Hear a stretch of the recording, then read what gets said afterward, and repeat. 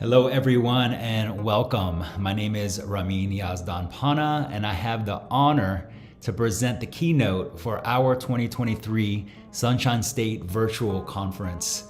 Together we rise, strategies for sustaining professional growth and well-being. So I'm currently in Gainesville, Florida, and if you're able, if you would please share in the chat where you are right now so we can start to connect with our community of practice here to see where we are all located. While you're doing that, I'd like to thank the organizers and board members of the Sunshine State TESOL Virtual Conference for your hard work, your dedication, and leadership in creating this space where we can share and grow from each other's experiences and expertise. The theme of the conference is strengthening communities of practice. And this is exactly what conferences like ours can do. So as we all know, any worthy goal should have a clear and achievable objective or objectives. And our objectives through this keynote session are to apply strategies for engaging in mindful and intentional professional development by reflecting, envisioning, and sharing how we will participate in cultivating communities of practice during our Sunshine State TESOL conference and beyond. So how does that sound? I can't hear you, so please type in the chat yes with an exclamation point if you're on board. Okay, since we're all getting to know each other here in this virtual space, I'd like you to write in the chat 3 words to describe yourself, as well as how these identities influence you as an educator. So I'll start. Okay. My first identity is Cuban, Iranian, American. So my mother is Cuban, my father is Iranian. I should throw in Floridian in there because I'm Florida man. I lived in Miami, I've lived in Tallahassee, I'm here in Gainesville. I love the state of Florida. So those kind of identities definitely affect my, I think, decision to become a multilingual, multicultural educator, as well as a lot of other areas of my life that we might get into here. So yes, those things as an educator, really as a global educator, I should say. I've had the privilege to work with amazing students and colleagues all around the world, within the United States, Spain, Vietnam, Turkey, Latin America, the Middle East, Central Asia. So I'm definitely a global educator, and that has influenced my understanding of myself as well as the greater world, and really the importance of having diverse perspectives, experiences, voices within any space to see the bigger picture, again, of the world and of ourselves. And finally, as a world musician. So you might have heard some music in the beginning, in the first slide, the introduction. That is a song called Vamos Destino. And Vamos Destino means let's go destiny. And so that is my mantra, I guess, for this presentation, for this conference, is for us to envision where we would like to be, where we are now, but where we would like to go, who we would like to become, right? How can we create our destiny and manifest that? And so one way that I do this is through music. I call it edutainment. So the song that you heard there is with my band, the Maharaja Flamenco Trio. And I think playing that genre of music, the instruments that I play, the didgeridoo, the cajon, world percussion, those all, also kind of reflect my love for world cultures, my utilization of them to express myself, as well as to utilize them in my work as an educator, whether it be in the English language classroom, for exchange, but really to express who I am as a person, to hopefully allow for others to express who they are, right? And when we can make these kind of connections, when we can understand who we are beyond being an educator, beyond being a student, who we are outside of the classroom, in my experience, that leads to greater openness, greater possibilities to be vulnerable, and which leads to deeper connections and trust, and just feeling comfortable and open to exchange ideas, to make mistakes, right? To learn from them and to support each other in a community of learning, a community of teaching, just a community of being.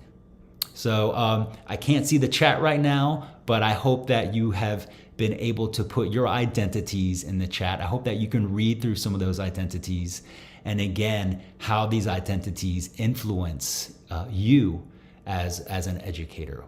What are these funds of knowledge that you bring into the classroom that you can leverage and utilize to best connect with your students, with your colleagues, and to begin to build a community of teaching and learning? Okay, so let's shift gears a bit to see how we think about the following questions and prime our minds for discussing professional development specifically, and just learning in general. So the first chat question that I'd like you to respond to is this one. I want you to either type agree or disagree in the chat. So our ability to learn stops at a certain age. Agree or disagree? Let's go ahead. I'll just give you a second to type in there, agree or disagree. And the second question, in the long term, which is more important to achieving a goal?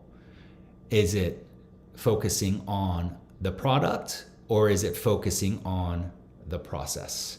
So type either product or process in the chat. And I'll give you a second to type that.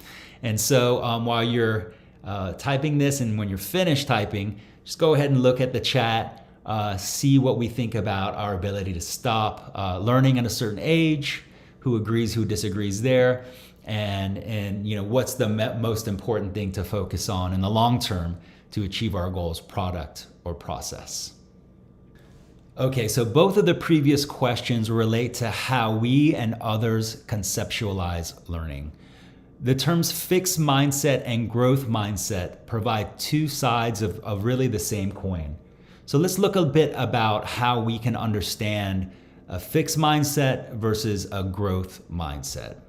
So a fixed mindset has these following characteristics. So the goal is really to look smart, right? We're trying to look smart.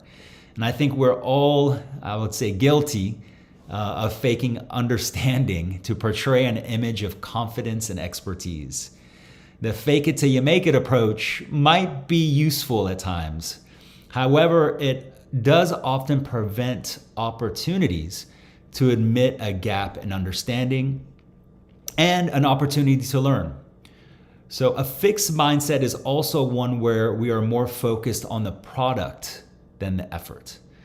Now, the issue with this is that research has shown that when focusing more on product than our effort, our response to setbacks tends to be to give up when things get hard or when we inevitably fail at something.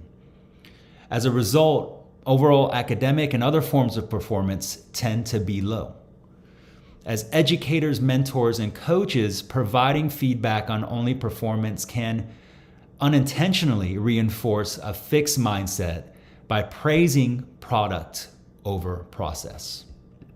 Now, conversely, when we have a growth mindset, our goal is to value effort over product. Consequently, this leads us to respond to setbacks and as a result, engage in the process more sustainably and achieve higher performance in the long run.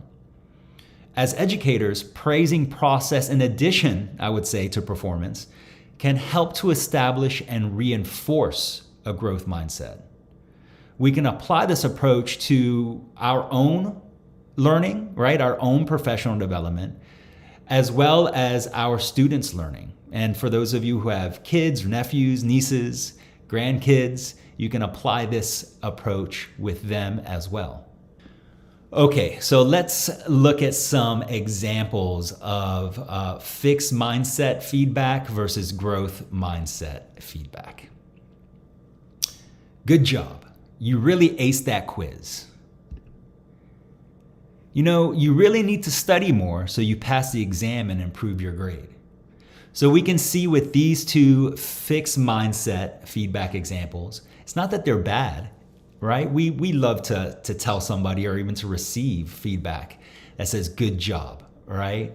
And we probably have provided feedback that says, you know, you really need to study more. Very common to do. The issue with this is that this reinforces this focus on product, and it really ignores any kind of feedback on process. So let's look at what some examples of growth mindset feedback could be. I know it isn't easy, but I can see all the effort you are putting into learning from your awesome errors. Good job on completing this first draft on time. Now we can see what you're doing well and what you can improve. So we can see from these growth mindset feedback examples. The first one, we acknowledge that the struggle, right? The struggle is real, but we also acknowledge the effort. And when we're doing this, we are reinforcing that, right? We are reinforcing that effort. We are acknowledging it, we're praising it, we're taking that into account when we are assessing even somebody or even our own effort. So we are reinforcing that, hey, it's really about the process. It's not always going to be about the product. As we're learning something new, of course we're not going to be perfect. We might not be perfect for a very long time.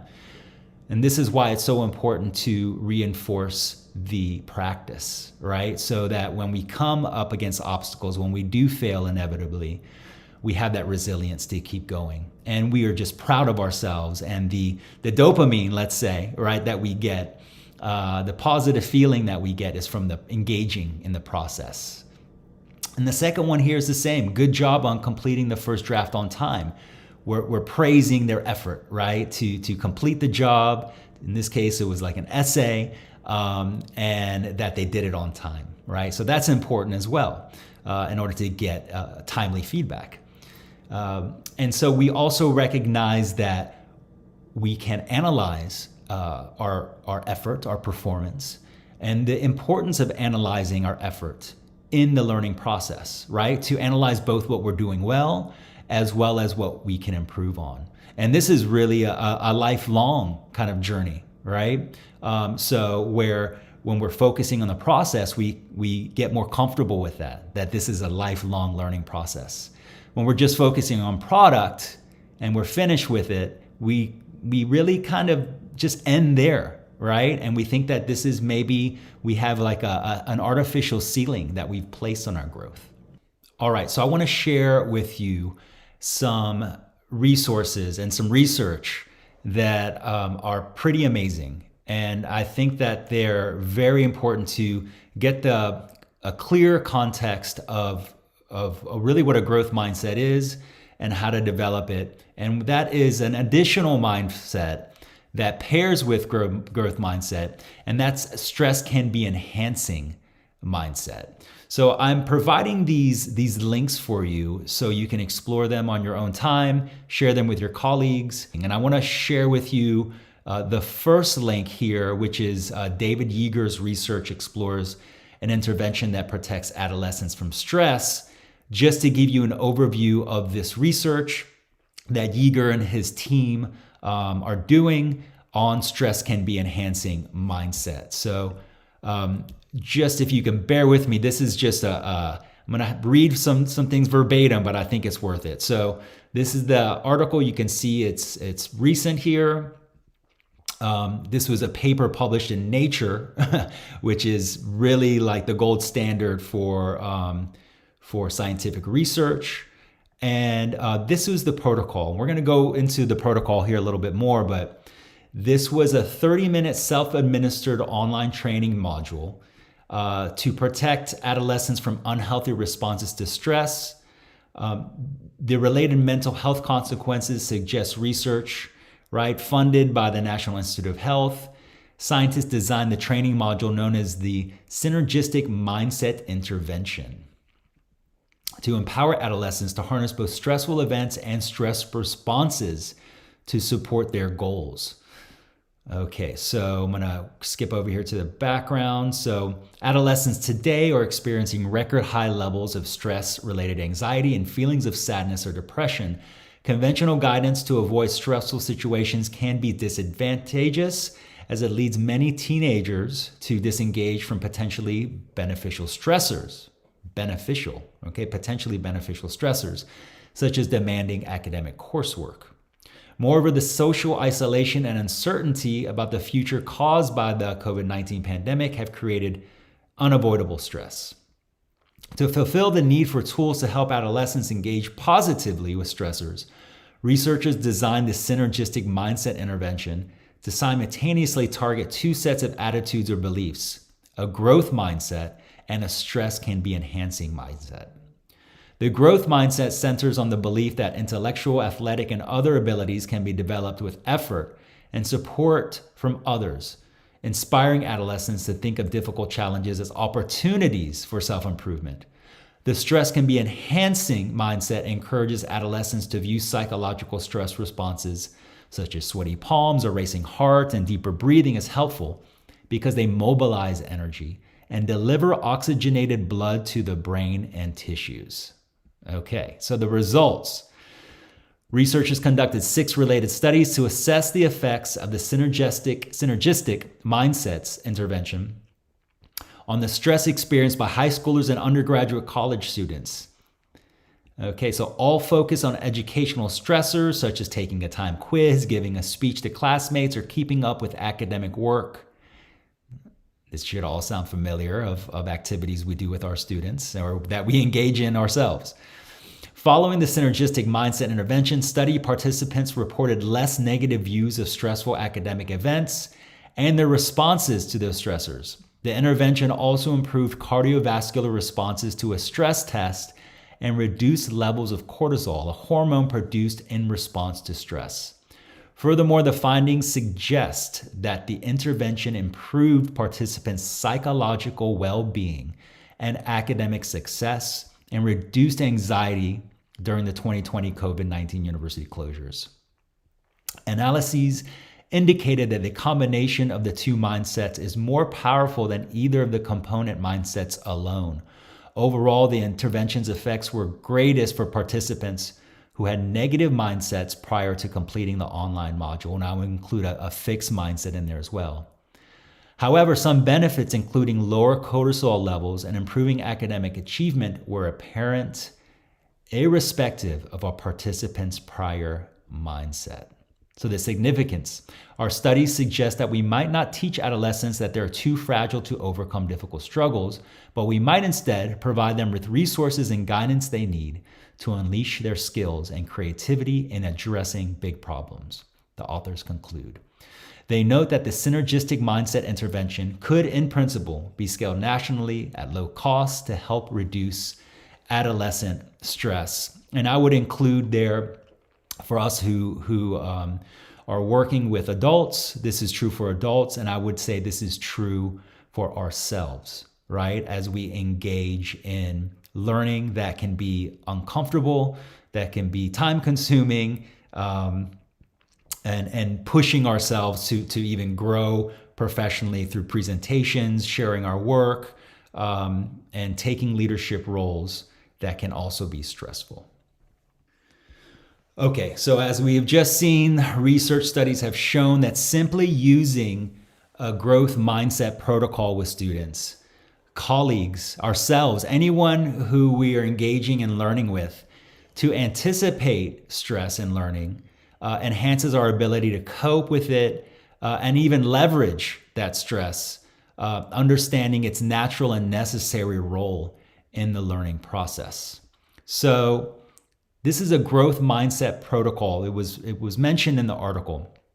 But I wanted to kind of provide it here for you because this is something that we can apply immediately. We can apply immediately within our own growth mindset cultivation, as well as with our students and colleagues. So the first is to reflect and recall. So reflect and recall a time when you experienced stress while learning something new. What was that stress related to, right? So if we can reflect and recall a time when we experienced stress, and maybe even how we kind of got through it and were able to achieve our goal, or even a time when maybe we were stressed about something and it prevented us from learning. So that's just kind of setting the stage. The next is rationale. And the rationale is just to discuss what we've been discussing here. And really that's our brain's ability to continue to learn. And one way you can discuss this is by discussing neuroplasticity, right? That's the nervous system's ability to change in response to experience. And that this brain change can occur throughout the entire lifespan, right? From early in life all the way through our people in our 90s, right? So yes, it can kind of slow down around age 25, but that doesn't mean that our ability to learn and for our brain to expand and to create new neural networks, this effect of neuroplasticity, it never stops, right? As long as our learning is intentional and focused. Okay, the next here is reframing. So reframing stress as a natural, necessary aspect of learning. Yes, it's not always pleasant, but this is really important because many times students feel that maybe they're the only one. They're the only one that's not getting it. They're the only one that's struggling. We don't like to admit that, right? Oftentimes. If we can reframe this and say everyone struggles, everyone feels this, everyone feels stress, right? And if we can create an environment that supports students in that process. Also, I have to say, as a language educator, also understanding our students' proficiency levels, what their abilities are, and being able to differentiate instruction that is at a level that is appropriate for them, but also pushes them, right? So that's the Krashen's I+1, input plus a little bit more difficult to actually provoke, to stimulate these stress hormones that heighten our ability to think, to problem solve in a supportive kind of environment, right? So reframing how we understand stress and our response to it. And the next is to praise, right? So praise the process. We discussed that already. So if we're praising the process, the effort, the struggle, the coping with it and learning from, I call them beautiful mistakes, but you can call them, anything that you want to. I try to reframe and praise errors as a beautiful thing, as an important thing, not only to learn from your own, but also to be open to learn from others. So before moving on, I'd like to provide a bit more insight on creating habits that support a growth mindset and put the struggle of learning a bit more into perspective. So building habits that are aligned with our goals and breaking those that don't are an important aspect to our professional development as educators, as well as our students as lifelong learners. As we all know, creating a new habit can seem daunting, and breaking out of a fixed mindset towards a growth mindset can be easier said than done. This is especially true the more fossilized our habits become. I'd like to share this short clip of the video summary of the book Atomic Habits by James Clear that provides a clear rationale of why starting small through tiny or atomic actions that we can apply consistently is so powerful towards learning, growth, and accomplishing anything we set our mind to. Imagine a plane taking off and traveling from New York to Los Angeles. Just before takeoff, you adjust the plane just slightly by 3 degrees or around 80 inches. If you were to keep flying in a straight line, you would end up closer to Tijuana in Mexico than in your intended destination of Los Angeles. And the same goes for our habits. Tiny changes in our habits can change the trajectory of our lives in ways that we can't even notice until many years into the future looking back, in both good ways and bad. You are your habits. The power of atomic habits. A slight change in your daily habits can guide your life to a very different destination. Massive action versus 1% improvements. Far too often we convince ourselves that massive success is only possible through massive action in any goal we are pursuing. We expect ourselves to make some quantum leap or momentous improvement that will gain others' attention. However, it is the tiny improvements that aren't even noticeable at first that create incredible change. Let's look deeper into the math. 1% better every day for a year will compound to 37 times better, but 1% worse every day over a year will bring you close to zero. Your habits can compound against you in the form of things like stress or negative self-talk, or they can compound for you in the form of things like knowledge, productivity, skills, and relationships. Success is the product of daily habits, not once-in-a-lifetime transformations. The truth about progress. When you start any endeavor in your life, here is what you think should happen: linear progress. But here is what actually happens. Notice this section here in the beginning. Small changes in our progress are not even noticeable. James Clear refers to this part of the graph as the valley of disappointment.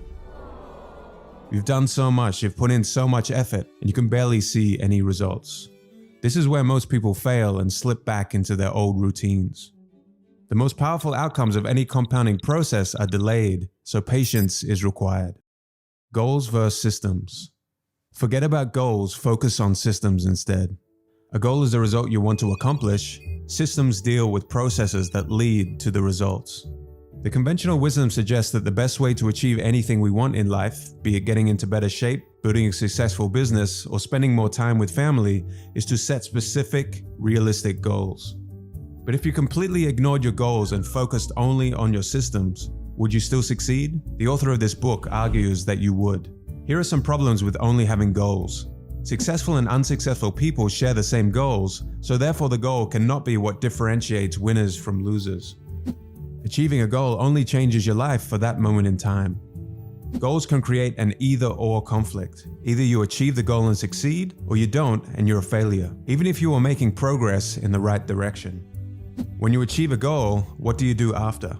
If your goal was running the local marathon, chances are after completing it, your motivation will quickly fade and you will just slip back into your old routines. Goals are good for setting a direction, but systems are best for making progress. All right, so I hope you enjoyed that video. I encourage you to watch the whole thing. I encourage you to read the book as well, Atomic Habits by James Clear. But these are 3 quotes that I'd like to reinforce. So the first, a slight change in your daily habits can guide your life to a very different destination. The second, success is the product of daily habits, not once in a lifetime transformations. And finally, goals are good for setting direction, but systems are best for making progress. And I think all of these quotes here really focus us back to what we're discussing and what we're here for. And that is to continue to develop ourselves professionally, to continue to cultivate a growth mindset, and to establish a system, right, or a process to where we can support our own professional development, support our students' development, support our colleagues' development, and really engage in a community. And that's what we're here for, right? To engage and to strengthen our communities of practice by participating here in this conference. All right, so let's discuss community and communities of practice. since we're all on board here to and all part of this community of practice here in our conference, let's discuss a bit about what makes a community of practice. So a community of practice is a group of people like us who have an interest, passion, or concern in common and come together to learn more about it. Here we are. As the name suggests, communities of practice collaborate and communicate, sharing knowledge between one another as a community. Here we are, right? Here we are as presenters, as people who are participating to receive the knowledge and sharing our ideas, perspectives, and experiences. So we create and we share this identity that's built around our common interests, in this case, supporting English language learners and other English language educators. So according to social anthropologists Jean Lavey and Etienne Wagner, to qualify as a community of practice, there really need to be three essential elements that define community of practice from just a kind of regular group of friends or acquaintances. So the first is domain. So for a community of practice to work, individuals in the group have to have a shared interest or a domain of interest. Of course, here ours is, as I mentioned before, supporting English language learners and other stakeholders.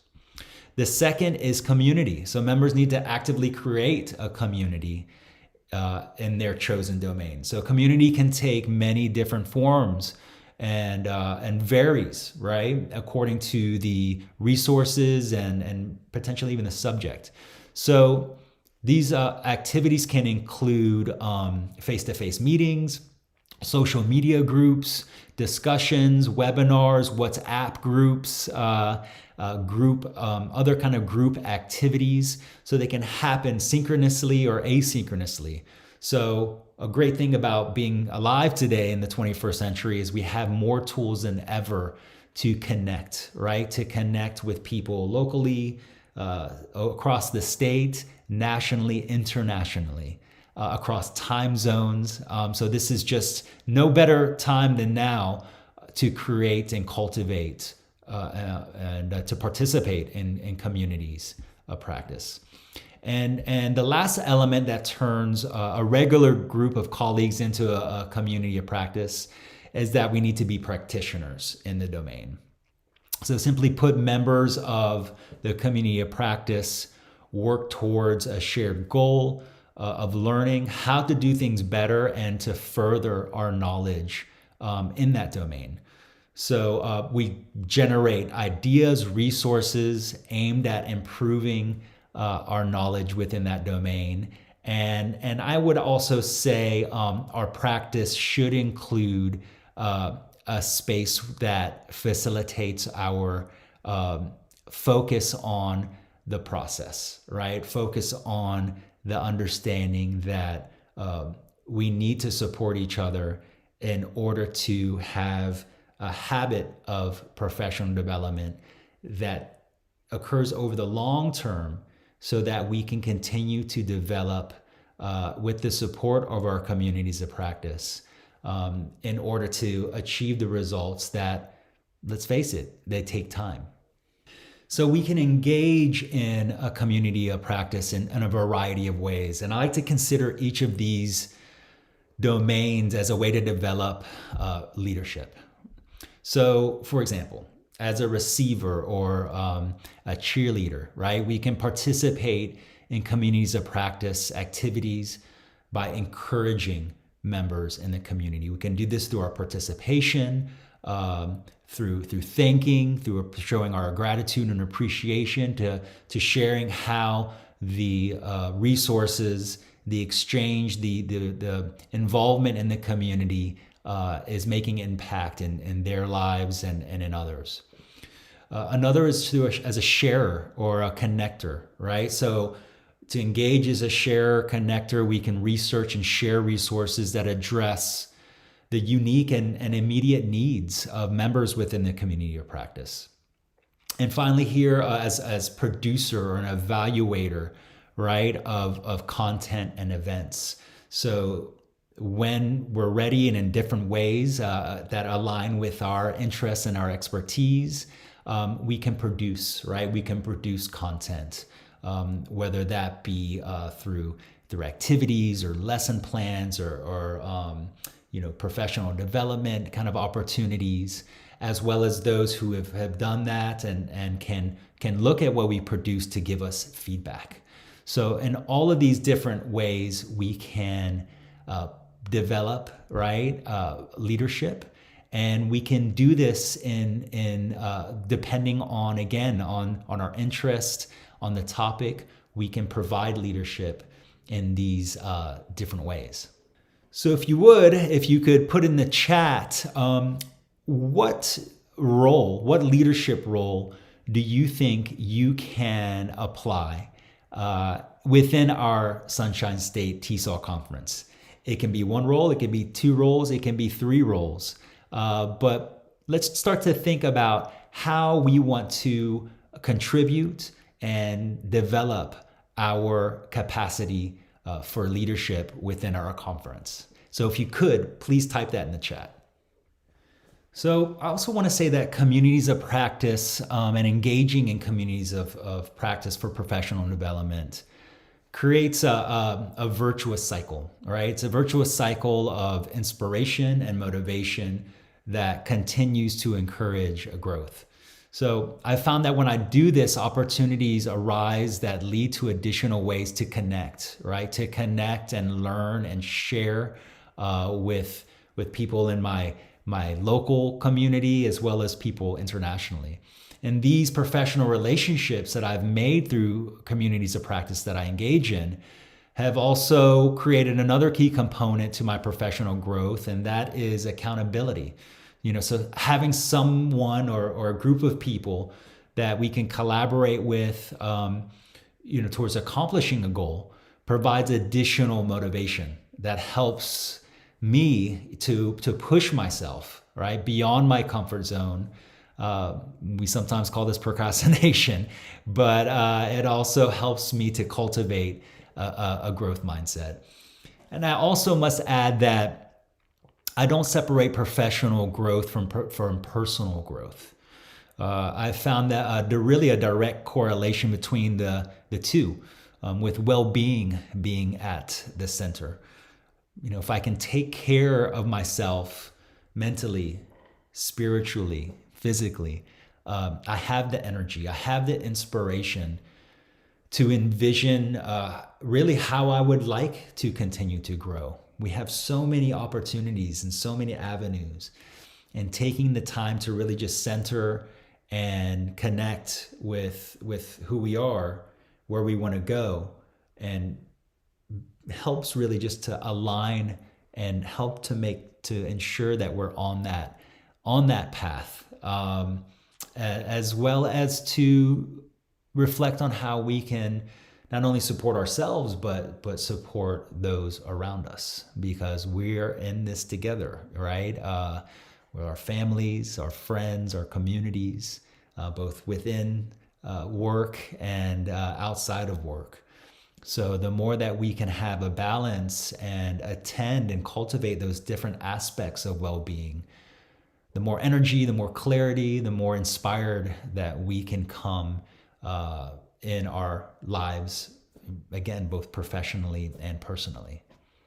So here's just a short list of some ways that we can connect with communities. And again, I provided some hyperlinks here on this form that you can explore these all on your own time. But one is TESOL International's TESOL affiliates.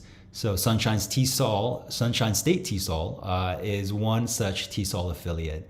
But wherever you are in the United States, and really wherever you are globally, there's usually a TESOL affiliate that you can connect with. And once you're connected with TESOL International, you can find TESOL COPs and interest sections. So for example, I've been part of teacher education as well as intercultural communication interest sections for years. And my interaction, engagement, collaboration with my colleagues in those interest sections has been life-changing, right? Both professionally and personally. Also courses and workshops, as an example that I provided a link to there, are courses and workshops that are sometimes available free of charge. So I provided a link to the work that I do with my colleagues at IPDE of Florida that generally focus on adult ESOL, but those ESOL courses that are offered through IPDE are really relevant and helpful, I think, to any educator of ESOL colleagues, right? Just forming a community of practice within your own school, within your own community, within your own network. So just reaching out to a handful of your colleagues, maybe new colleagues that you meet in this conference, and asking them, hey, can we meet once a month? Just to talk about certain things, to talk about general things, but just to create a conversation and an opportunity for exchange, for ideas, for the synergy to happen when you are engaging professionally within a community of practice.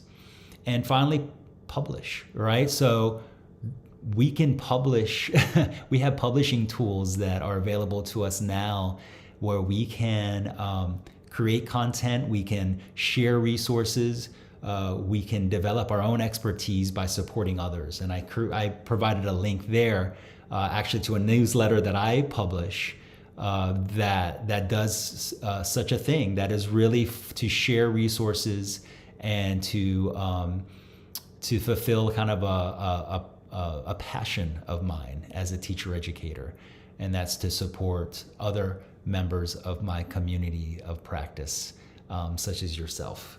So just some ways to connect with communities. If you could, in the chat, if you could write, what is one way that you connect with communities of practice? Is it through an affiliate, through Tesol International? Is it through an interest section? Maybe through courses and workshops? So if you could list out ways that you interact and engage with communities of practice in the chat. Okay, so I'd like to bring us back now to where we are here in this conference, and I'd like us to start to focus on how we can be more mindful in our participation within the Sunshine State TESOL conference, to really take advantage of this opportunity that we're taking the time for, to make connections and to cultivate communities of practice that are going to serve our goals. They're going to serve and support the goals of our colleagues, and of course to serve our students. So we're going to do this through an activity called mindfulness. So mindfulness, one definition is presented here, and that's paying attention in a particular way, on purpose, in the present moment, and non-judgmentally. So as we can see from this definition, mindfulness can be exercised in many different ways, through breathing, walking, cooking, playing, music, conversation, how we teach, but in a more intentional and meta way, where we take the role of the observer of our actions, emotions, and the world around us. So it's from this vantage point that we can begin to see more clearly the bigger picture and meaning, right, of ourselves, our work, our creative solutions to life's challenges. So I think it's also helpful to provide a bit of rationale for mindfulness and just understanding of how it works. So mindfulness really starts to take a more internal focus. So much of our day-to-day is on being kind of busy, right? And we can see in this image here, these different brainwave patterns. And generally, we can either be in a gamma or a beta brainwave state, especially when we're engaging in work. For example, in this presentation, right? I am concentrating here on providing this presentation. You're concentrating, hopefully, on listening to me. So when we're teaching or we're doing kind of work, we can be in this gamma or beta. Now, when we start to get into a more internal focus through focusing on our breath, focusing on the space around us, being just more aware, right, of these things that generally are done automatically, we can stimulate our parasympathetic nervous system. And so this parasympathetic nervous system is really our rest and restoration state. So this is where we say, okay, we're not focusing on something specific here. We're opening up, we're expanding our awareness. And when we start to see the bigger picture of things, and when we can see the bigger picture of things, we can start to see how things connect.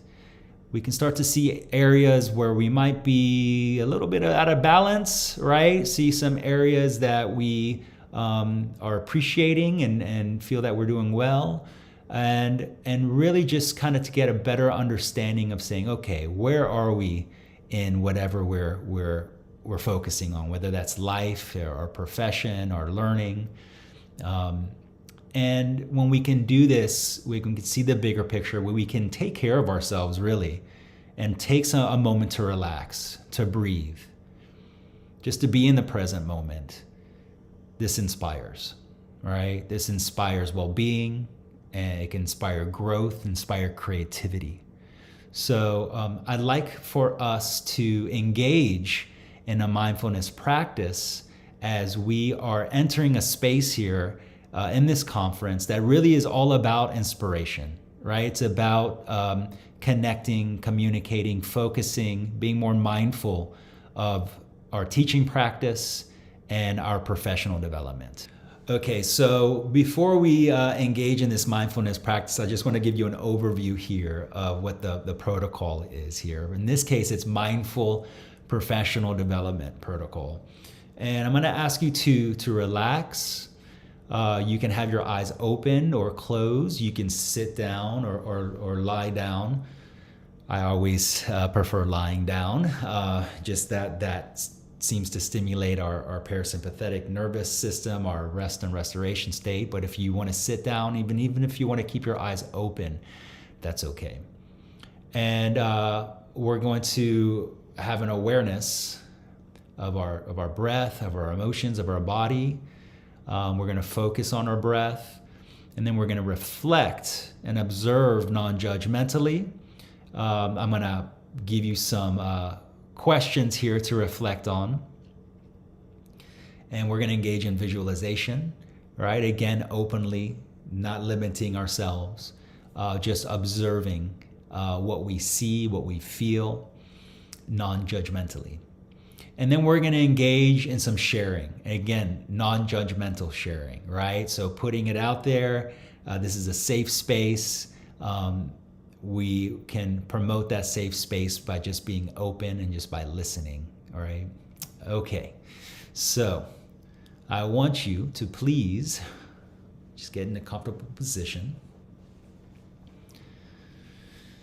I want you to relax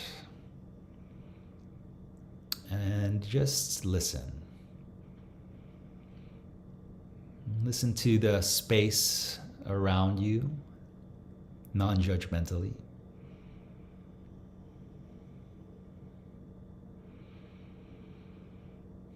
Just observe how you're breathing. Again, non-judgmentally, just observing.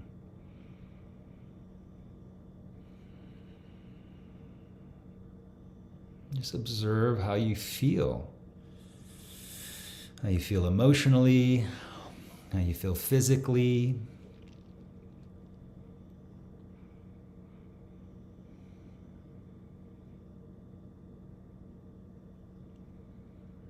I want us to just take a deep breath in through our nose into our belly and out through our mouth. Another deep breath in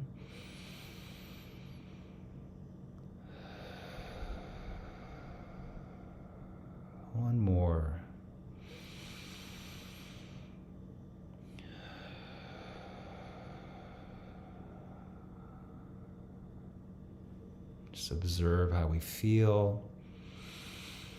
Just relaxing. Again, no judgment here, just being present.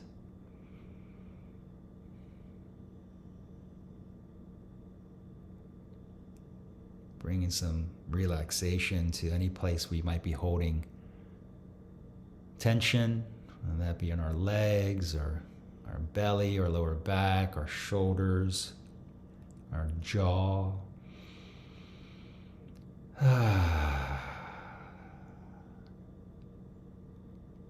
Getting into a space where we can reflect and envision.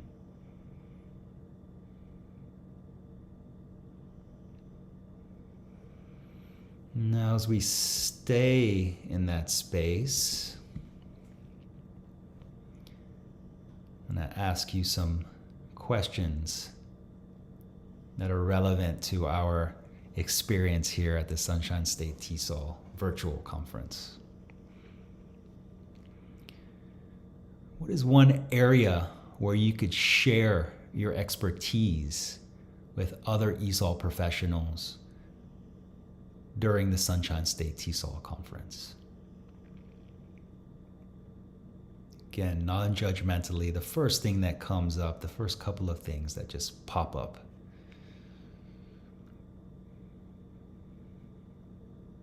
And what is one area that you would like to expand your understanding during our conference?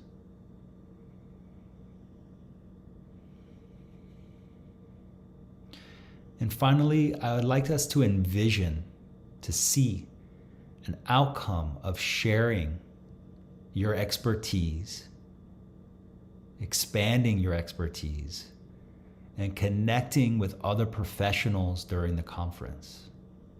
What is an outcome of this? And how does this feel?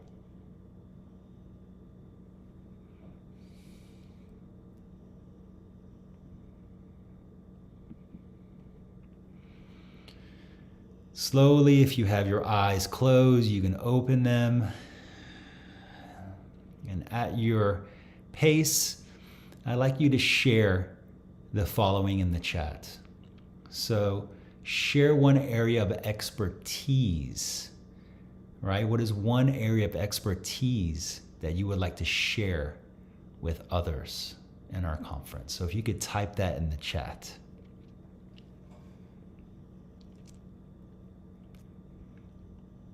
One area of expertise to share. Next, what is one area of expertise to expand your understanding of how you would like to expand your understanding? What is one area for growth?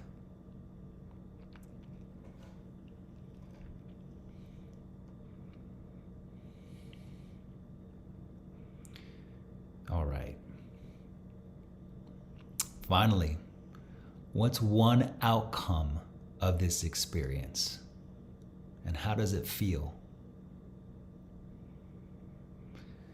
So as you're completing your participation, your contributions in the chat, I want to thank you for contributing.